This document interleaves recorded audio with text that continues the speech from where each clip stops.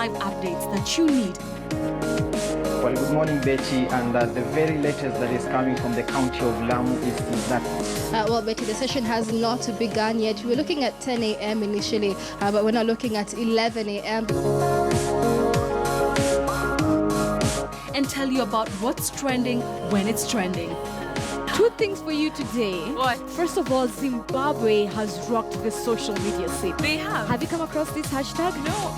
Empower your mid-morning with the best 2 hours of television news in Kenya.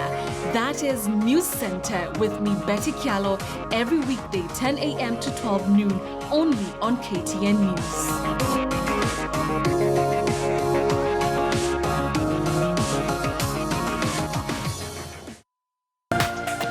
This is KTN News.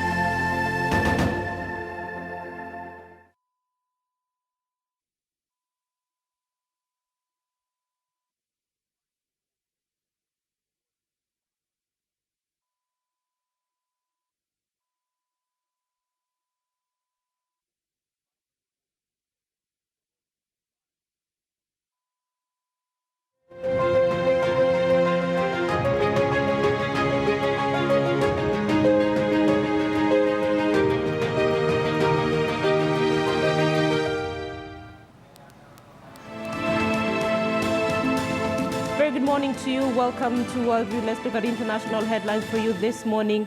We focus on what happened in the coastal city of Mombasa here in Kenya in the fight against terror. And the attack on the police in Mombasa comes as the government moves to beef up its war on terror. We do know at the moment that 3 women walked into a Mombasa police station and they had some explosives with them. All 3 were shot dead yesterday. And we do know that police have managed to get into the homes of the 3 women. And little information is coming out about the 3 women as well. And remember, this is not the first terror attack that we're witnessing in the coastal city of Mombasa. Let's bring in John Juma, who has been keeping an eye on what's happening in Mombasa for us, because we've had several leaders from the coastal city as well talking about this and what this now portends, because you have a scenario where terrorists find it easy to attack a police station, and that is a concern to security agencies, because initially it was thought that these terror groups would attack what many terror analysts would say soft targets. So now we are seeing a scenario where they're now attacking police stations. Remember, this is not the first police station to be attacked in the country, and this is why this is raising concern. The pictures on your screen are what we had yesterday, I believe, from Mombasa. Let's bring in John Juma and just try to get a feel of what is unfolding in Mombasa and the information that they now do have. John Juma, good morning. Good to see you. Not some very good news coming in from Mombasa. We know that there were 3 women who attempted to attack the police station. What else do we know? Thank you, Linda Ogutu. It's a worrying scenario, and every person, be it a resident, be it political leaders, even security officers are concerned, because all along they've known that radicalization has taken deep root among boys or men. But this is the first time we've seen young ladies, very daring, getting inside a police station to carry out an attack, though it was foiled. Now, various people have condemned it. Political leaders, civil rights leaders, religious leaders have condemned it. And with me here is none rather than Mombasa Senator Hassan Omar. Thank you for joining us, Mr. Senator Hassan Omar. You say that this one is a revolving nature of terrorism. But did you ever imagine of ladies taking part in such kind of an attack? First, like we've done in the past, we wish to condemn the acts, because terrorism in any of its manifestation must be condemned, because it shows the depth of which evil can take root in society. Number 2 is, yes, I've said since yesterday, what concerns me as I look at how terrorism is evolving is the fact that it initially used to target certain people who probably unemployed, the lowest kind of our society, who are hopeless, who the incentive will be like, financial incentives and other forms of incentives. But what is coming off now, we saw at the point at which young university students, graduates from the university, students at the university, joining the ranks and carrying out very horrendous terror attack. And for a long time, at least in the Eastern African region, and particularly Kenya, I know that the women do crossover because they want to go and seek Islamic sanctuary on the basis of where Islam or an Islamic State. They want to go and become brides to jihadis. But this is the first time that I have seen, at least in our region, where the women have been used as frontline combatants. And not only have they been used as frontline combatants, the person who used them in such a casual manner as to take them to death, to lead them to death, in the sense that you send them to a police station with a petrol bomb and knives. It is a travesty, and that's why, more particularly than any other crime before, this is one which we need to get to the heart of it. Otherwise, we will see a lot more of this in terms of its veracity, and it will lead to blanket victimization of the Muslim women. And that one of them has been identified to be a former student of a secondary school in Mombasa. To what extent do you think that even our students in those schools are safe, or this just one? There could be several others. The greatest ground for radicalization, I know, is the youth, in terms of high school, in terms of that type of situation. So there's no doubt that we knew that if you look at the various tiers of radicalization, it is the youth that were most susceptible.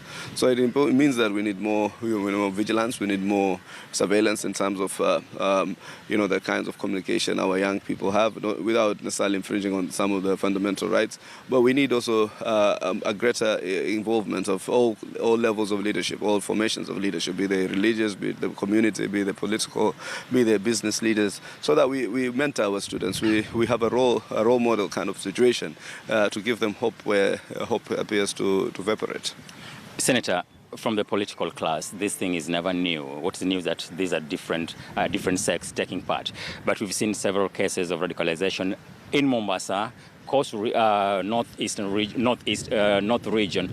But do you think, as a political class, you've really done enough? I think the enough has not been good enough. I think we need to do more. I think what happens is we need to undertake programs that deal more on the social stratum of our society, that are able to attack the areas of that manifest themselves socially, because the elements of security is largely a function of national government.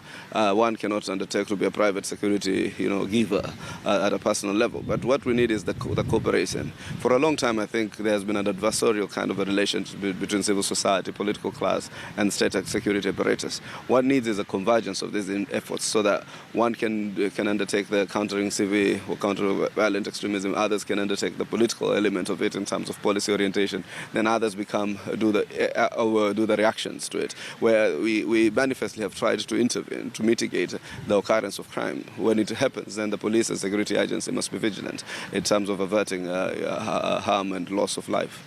At some point, you were a proponent of the radicalization syllabus in Mombasa. How far did it go? Where is it right now?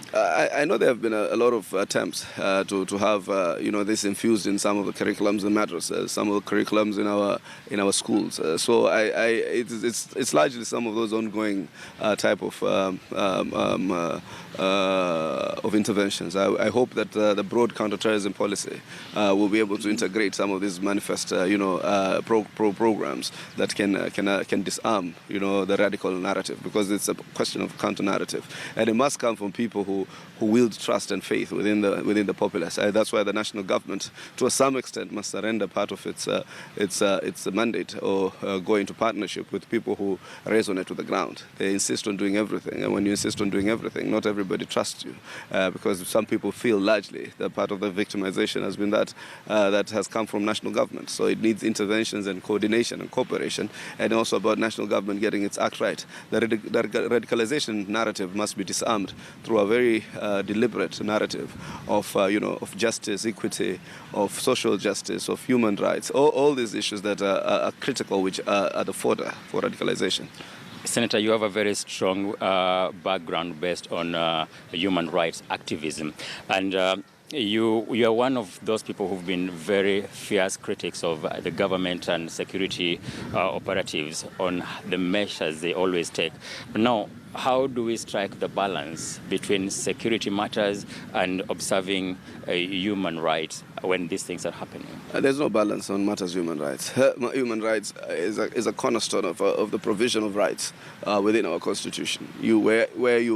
Where even in terms of the values and principles and the chapter on national security, in terms of principles of national security, they say human rights is the cornerstone of one of the principles of national security.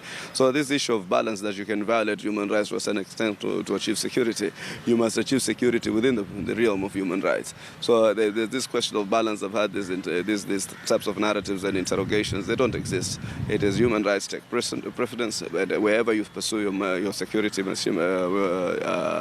strategies. They must be anchored on the provisions of law. We are the ones who promulgated ourselves this constitution.